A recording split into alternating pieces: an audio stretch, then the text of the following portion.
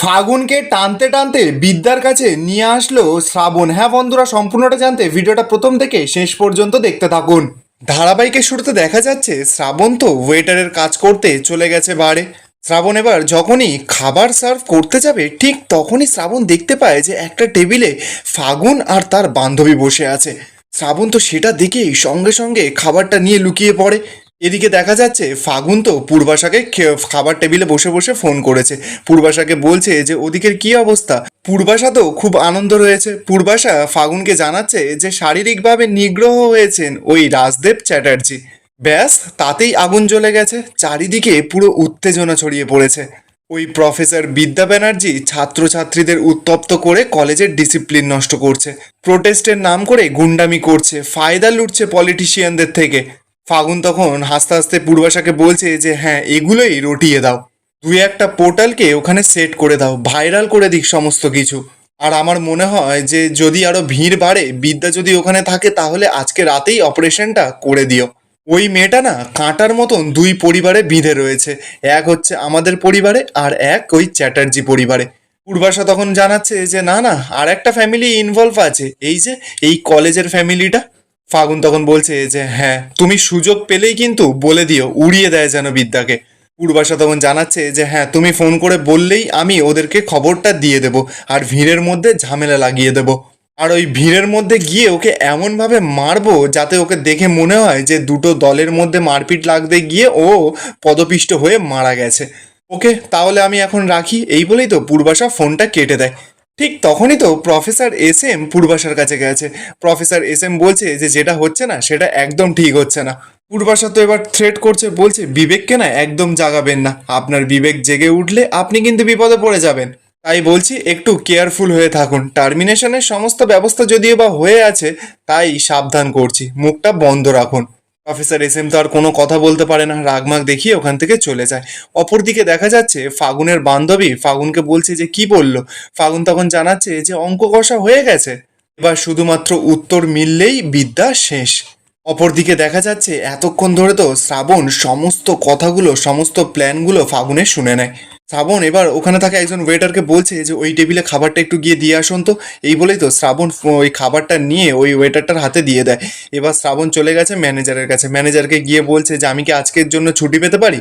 ম্যানেজারটা তখন শ্রাবণকে বলছে যে স্যার, আপনি তো এমনিতেই ছুটি করতে পারেন। শ্রাবণ তখন জানাচ্ছে যে প্লিজ স্যার বলবেন না, আমি একজন এখানের ওয়েটার আর আমি মোটে 400 টাকাই উপার্জন করি। ম্যানেজারটা তো এবার শ্রাবণকে বলছে ঠিক আছে, আপনি এখন যান, আপনার কোনো সমস্যা হবে না। শ্রাবণ তো এবার যখনই ওখান থেকে বেরোতে যাবে ঠিক তখনই শ্রাবণ দেখতে পায় যে ফাগুনের ফোনে আবারও কারোর যেন ফোন আসে। শ্রাবণ তো সঙ্গে সঙ্গে আবার লুকিয়ে পড়েছে। দেখা যাচ্ছে পূর্বাশা আবার ফাগুনকে ফোন করেছে। ফাগুনকে ফোন করে বলছে যে তুমি যা যা বলেছিলে সেরকম সেরকমই হবে, তুমি বরঞ্চ কিছু ছাত্র পাঠাও, মানে ছাত্রর বেশে গুন্ডা পাঠাও। ফাগুন তো এদিক থেকে বলছে যে হ্যাঁ, আমি এক্ষুনি পাঠিয়ে দিচ্ছি। তারপর সূর্যাস্ত হবে আর সূর্যাস্ত হলেই অপারেশনটা শুরু হবে। এই বলেই তো ফাগুন ফোনটা কেটে দেয়। শ্রাবণ তো দূর থেকে সেই সমস্ত কথাগুলো শুনেছে। শ্রাবণ এবার মনে মনে বলছে যে না, এটা হতে পারে না। দিদির কাছ থেকে এখনো ফোঁটা নেওয়া হয়নি, রাখি পড়া হয়নি, আর না, আমার দিদির কিচ্ছু হতে পারে না। আমার অনেক প্রায়শ্চিত্ত এখনো বাকি আছে। এই বলেই তো শ্রাবণ ওখান থেকে বেরিয়ে পড়ে। ওপরদিকে দেখা যাচ্ছে রাজদেববাবু তো বাড়িতে চলে এসেছে। রাজরূপ এবার রাজদেববাবুকে বলছে যে দাদা, এখন শরীরটা কেমন লাগছে, ভালো ফিল হচ্ছে? রাজদেববাবু তখন রাজরূপকে সরাসরি বলছে যে না না, আমি একদম ভালো ফিল করছি না। তিথিতে এবার সকলকে জিজ্ঞাসা করছে যে ডাক্তারের কাছে নিয়ে গেছিলে তো, ডাক্তার কি বললো? রাজজিৎ তখন জানাচ্ছে যে প্রেশারটা বেড়ে গেছে, ইনফ্যাক্ট অনেকটাই বেড়ে গেছে। আবার সুগার টেস্টও করা হয়েছে। ডাক্তার তো বলছিল যে হাসপাতালে যদি একদিন ভর্তি করা যায়। রাজদেববাবু তখন চিৎকার করে বলছে যে না না, আমি হাসপাতালে ভর্তি হব না। আমি এই লড়াই ছেড়ে না কিছুতেই যাব না। আমি আমার লড়াই ছেড়ে আমি পিঠ দেখাবো না। আমি ওই মেয়েটাকে না কোনোদিনও ক্ষমা করতে পারবো না, এই আমি তোকে বলে দিলাম। রুষা তখনই রাজদেববাবুকে বলছে যে আমি শুনলাম নাকি তোমাকে শারীরিকভাবে নিগ্রহ করা হয়েছে, তা কোথায় লেগেছে? রাজজিৎ তখন জানাচ্ছে যে বুকে লেগেছে দাদা। রাজদেববাবু তো এদিকে চিৎকার করে বলছে যে ও আমাকে থ্রেট করেছে যে আমার শরীরের হাড়গুলো নাকি এমনভাবে ভাঙা হবে যে ডাক্তারও কোনোদিনও খুঁজে পাবে না। সৃঞ্জয়ী তো এবার রাজদেববাবুকে শান্ত করছে, বলছে দাদা আপনি শান্ত হন। রাজরূপ তখন রাজদেববাবুকে বলছে যে আজকের পর থেকে যেন কোনো স্ট্রেস দাদা দাদা না নেয়। আর রাজরিত, তোমাকে কিন্তু সমস্ত দায়িত্ব নিতে হবে। তোমার বাবা এখন সম্পূর্ণ একা, তোমার মা তো আগে থেকেই বাপের বাড়িতে চলে গেছেন, উনি তো বুদ্ধিমতী মহিলা। উনি সমস্ত ঝামেলা ঝঞ্ঝাট সব কিছু থেকে উনি দূরত্ব বজায় রাখছেন।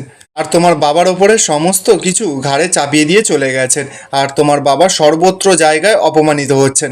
আর তুমি যদি বাবার সুপুত্র হয়ে থাকো তাহলে কিন্তু প্রতিটা মুহূর্তে তুমি তোমার বাবার পাশে থাকবে। তুমি প্রতি মুহূর্ত তোমার বাবার সেবা করবে, এটাই কিন্তু একটা সুপুত্রের পরিচয়। রাজজিৎ তখন বলছে যে হ্যাঁ আমি জানি, আমি সেই কারণে তো আমার ড্যাডিকে ছেড়ে কোথাও যাইনি। সৃঞ্জয়িত এবার রাজজিৎকে বলছে হ্যাঁ হয়তো ড্যাডিকে ছেড়ে যাওনি, কিন্তু পারলে একটু বিদ্যাকে ছেড়ে দিও। রাজজিৎ তো এবার কথাটা শুনেই অবাক, বলছে কাকিমণি? সৃঞ্জয় তখন বলছে যে হ্যাঁ পারলে ওকে ছেড়ে দিও, কারণ ওই মেয়ে সংসার করার মতন মেয়ে নয়। মনের ময়ূরী কিন্তু দেখতে সুন্দর, কিন্তু ঘরে পোষ মানে না। ঘরে পোষ মানানোর জন্য তোতা আর ময়না পাখিই যথেষ্ট। ঠিক তখনই দেখা যাচ্ছে যে রাজজিতের ফোনে বিদ্যা ফোন করেছে। রাজজিৎ তো এবার ভয়ে ভয়ে ফোনটা তুলেছে। বিদ্যা রাজজিৎকে বলছে যে রাজজিৎ, এখন বাবা কেমন আছে? এবার তো সৃঞ্জয়ী বুঝতে পেরেছে, সৃঞ্জয়ী রাগমাগ দেখাচ্ছে, বলছে কে ফোন করেছে, কে ফোন করেছে? ওই বিদ্যা। এই বলেই তো রাজজিতের হাত থেকে ফোনটা কেড়ে নেয়। সৃঞ্জয়ী তো এবার ফোনটা ধরেই বিদ্যাকে বলছে যে তুমি এখানে কেন ফোন করেছো? বিদ্যা তো এবার আস্তে আস্তে করে বলছে যে আমি ফোন করেছি কারণ আমি জানতে চাই যে বাবা কেমন আছে। সৃঞ্জয়ী তখন চিৎকার করে বলছে যে কাকে তুমি বাবা বলছো? যেই মানুষটা ছোটবেলা থেকে তোমাকে বড় করেছে তাকেও না তুমি বাবার পরিচয় দিতে পেরেছো, আর না এই মানুষটাকে দিতে পেরেছো। আসলে কি বলো তো, রক্ত কথা বলে। বিদ্যা তখন বলছে যে প্লিজ, আমি বলছি তো যেটা ঘটেছে সেটা একটা অ্যাক্সিডেন্টলি ভাবে ঘটেছে, এর পেছনে সত্যি আমার কোনো হাত নেই। সৃঞ্জয়ী তো বিদ্যাকে ভুল বুঝেই যাচ্ছে, বলছে যে হ্যাঁ তোমারই হাত আছে।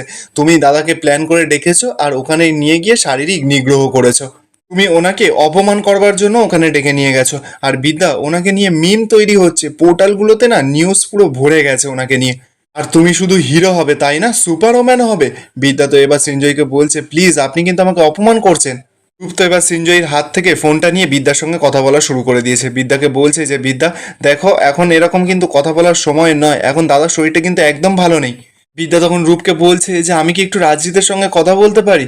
রূপ তখন বলছে ও আর রাজজিতের সঙ্গে কথা বলবে, দাঁড়া। এই বলেই রূপ যখনই রাজজিতের কাছে ফোনটা দিতে যাবে, রাজদেব বাবু তো তখন সরাসরি রাজজিৎকে বলছে যে তুমি কিন্তু একদম ফোন ধরবে না রাজজিৎ। এই বলেই তো রূপের হাত থেকে ফোনটা নিয়ে রাজদেববাবু ফোনটা সঙ্গে সঙ্গে কেটে দেয়। রাজজিৎ তো এবার অবাক, রাজদেববাবুকে বলছে ড্যাডি এটা কি করলে?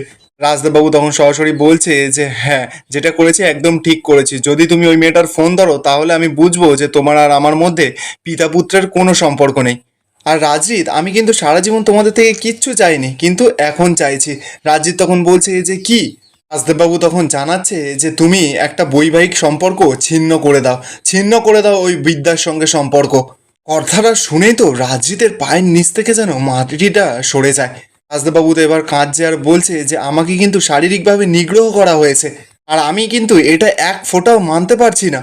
ঠিক তখনই দেখা যাচ্ছে বিদ্যা তো আবারও রাজজিতের ফোনে ফোন করে, কিন্তু রাজদেব বাবু তো রাজজিৎকে ফোনটা ধরতেই দিচ্ছে না, বলছে যে না, তুমি ওর ফোনটা কেটে দাও, তুমি ওর সঙ্গে কোনো কথা বলবে না, কোনো সম্পর্ক রাখবে না। রাজজিৎ এবার কী করবে, ফোনটা কেটে দেয়। আর এখানেই আজকের এপিসোডটা শেষ হয়ে যায়। আপনাদের কি মনে হচ্ছে, রাজদেব বাবুর কথাই কি তাহলে রাজজিৎ বিদ্যার সঙ্গে পুরো সম্পর্ক ভেঙে দিতে চলেছে? কমেন্টে আপনাদের মতামতটা অবশ্যই জানাবেন। আর ভিডিওটা ভালো লাগলে চ্যানেলটা সাবস্ক্রাইব করবেন।